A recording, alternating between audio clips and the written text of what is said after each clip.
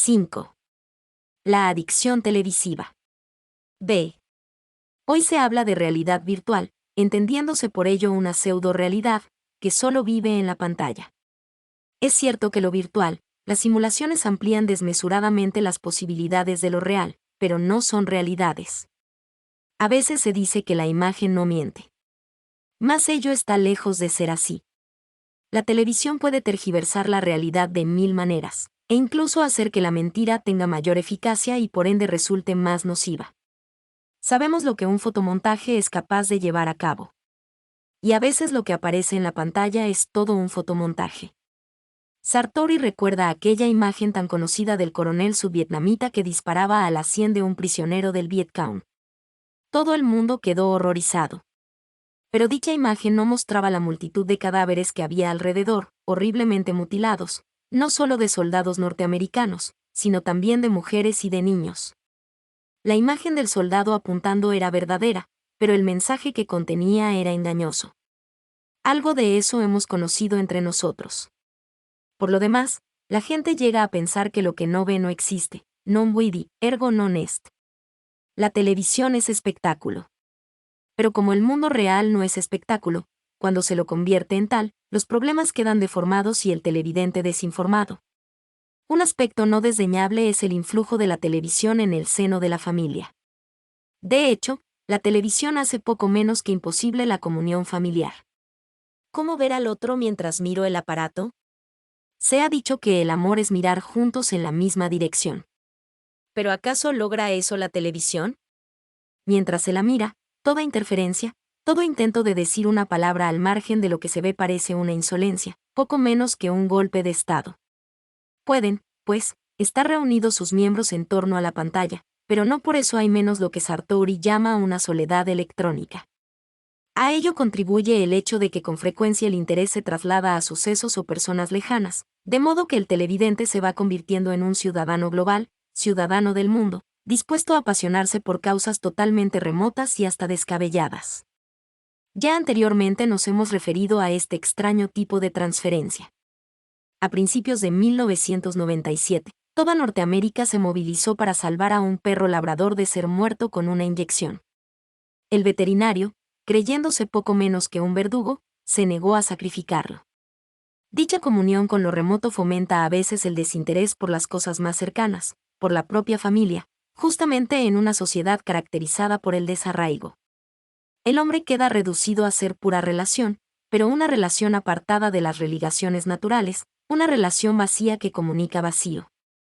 Resultan muy interesantes las reflexiones que dedica nuestro autor a lo que llama la videopolítica, sobre todo en los sistemas liberal-democráticos. El papel de la televisión se vuelve allí protagónico, ya que el pueblo opina sobre todo en función de cómo la televisión le induce a opinar. Y en el hecho de conducir la opinión, el poder de la imagen se coloca en el centro de todos los procesos de la política contemporánea. Aclara Sartori que no es lo mismo opinión que conocimiento. La opinión es un parecer subjetivo, una convicción frágil y voluble, para la cual no se requieren pruebas. Otro aspecto de la injerencia de la televisión en este campo es lo que el autor llama la emotivización de la política, es decir, una política dirigida por episodios emocionales, que encienden los sentimientos, determinándose así la decisión electoral. El saber es logos, lo escribe, no es patos, y para administrar la ciudad política es necesario el logos. Y aun cuando la palabra puede también inflamar los ánimos, en la radio, por ejemplo, la palabra produce siempre menos conmoción que la imagen. Así pues, la cultura de la imagen rompe el delicado equilibrio entre pasión y racionalidad. Conocemos la importancia que hoy tienen los llamados sondeos. De ellos ha dicho un ensayista contemporáneo: los sondeos de opinión reinan como soberanos. 500 norteamericanos son continuamente interrogados para decir a nosotros, es decir, a los otros 250 millones de norteamericanos, lo que debemos pensar. Tales sondeos no solo son instrumentos de poder, sino una expresión del poder de los medios sobre el pueblo. Es falso que la televisión se limite a reflejar los cambios que se están produciendo en la sociedad y en su cultura, escribe Sartori. En realidad, la televisión refleja los cambios que promueve e inspira a largo plazo. A menudo en los sondeos las respuestas dependen del modo como se formulan las preguntas. Con frecuencia los interpelados se sienten forzados a dar una respuesta improvisada, ya que la mayoría de ellos suelen saber poco o nada de las cuestiones sobre las que se les pregunta. Un músico entiende de música, un literato de literatura, un futbolista de fútbol. Pero los encuestadores los interrogan sobre cualquier cosa. Los pollsters, los expertos en sondeos, se limitan a preguntar a su kidam, cualquiera que sea, qué piensa sobre esto, sin averiguar antes lo que sabe de eso, si es que sabe algo. Agrega el autor que cuando las entrevistas tratan de problemas serios son, en general, formidables multiplicadores de estupideces. Cuando se dicen en la pantalla, las estupideces crean opinión. Las dice un pobre hombre balbuceando a duras penas, y al día siguiente las repiten decenas de miles de personas. Sin embargo, hay países, como los Estados Unidos, donde la sondeo-dependencia de los políticos, empezando por el presidente, es prácticamente absoluta. En las elecciones italianas de 1994 se calculó que 3 o 4 millones de electores estaban teleguiados. Muchas veces la gente vota por las caras de los candidatos, si son o no telegénicos. Más que contenidos doctrinales, los candidatos ofrecen espectáculos impactantes. Lo esencial es el espectáculo, lo doctrinal es añadidura. De Berlusconi se dice que consiguió una cuarta parte de los votos italianos sin ningún partido que lo respaldase. El respaldo fue su propio imperio televisivo. La videoelección da origen a la videopolítica. El video dependiente se conjuga con el sondeo dependiente. El poderoso influjo de la televisión para modelar al hombre de nuestro tiempo trae al recuerdo aquella novela satírica y futurista de Aldous Huxley, Un mundo feliz. Por lo que parece, afirma Sartori, se va creando un Brave New World electrónico. El poder pasará, a través de los ordenadores, al gran hermano electrónico. Pero dichos ordenadores no serán entes abstractos, sino máquinas utilizadas por personas de carne y hueso, ni el gran hermano será impersonal sino una raza patrona de pequeñísimas élites, de tecnocerebros altamente dotados, que desembocará en una tecnocracia convertida en totalitaria, que plasma todo y a todos a su imagen y semejanza. Como lo hemos señalado, el hombre ha quedado preso de la máquina que él mismo descubrió.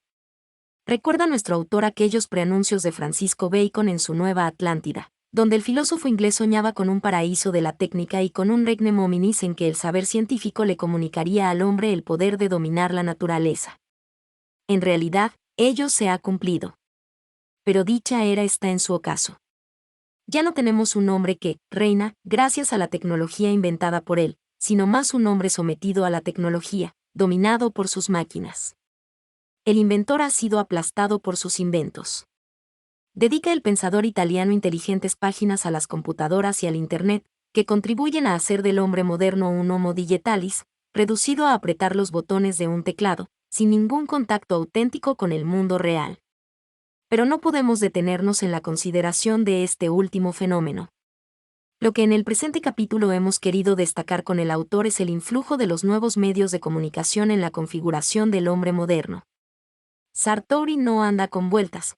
Lo que hoy se ha creado, dice, es una lumpeninteligencia, un proletariado intelectual, sin ninguna vertebración doctrinal.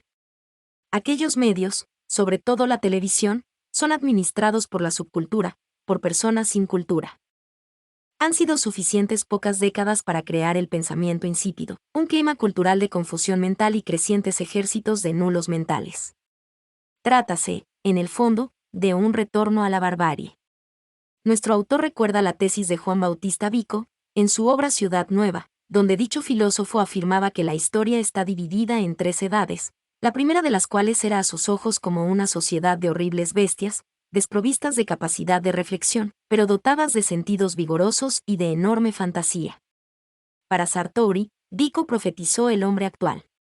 El hombre del postpensamiento, incapaz de una reflexión abstracta y analítica, que cada vez balbucea más ante la demostración lógica y la deducción racional, pero a la vez fortalecido en el sentido del ver. El hombre ocular, y en el fantasear, mundos virtuales, ¿no es exactamente el hombre de Vico?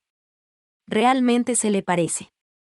Tales son los principales hallazgos que hemos encontrado en este libro tan interesante. Se podrá no coincidir en todas sus aseveraciones, pero es innegable que sus intuiciones resultan esclarecedoras. ¿Qué hacer entonces?, se pregunta Sartori. La irrupción de la televisión y la tecnología multimedia es algo inevitable. Pero por el hecho de serlo, no debe aceptarse a ciegas y sin discernimiento. También la polución es inevitable, y sin embargo no dejamos de combatirla. Se trata de remontar la corriente, intentando el retorno desde la incapacidad de pensar, el post-pensamiento, al pensamiento, lo que será imposible si no defendemos a ultranza la lectura, el libro, es decir, la cultura escrita.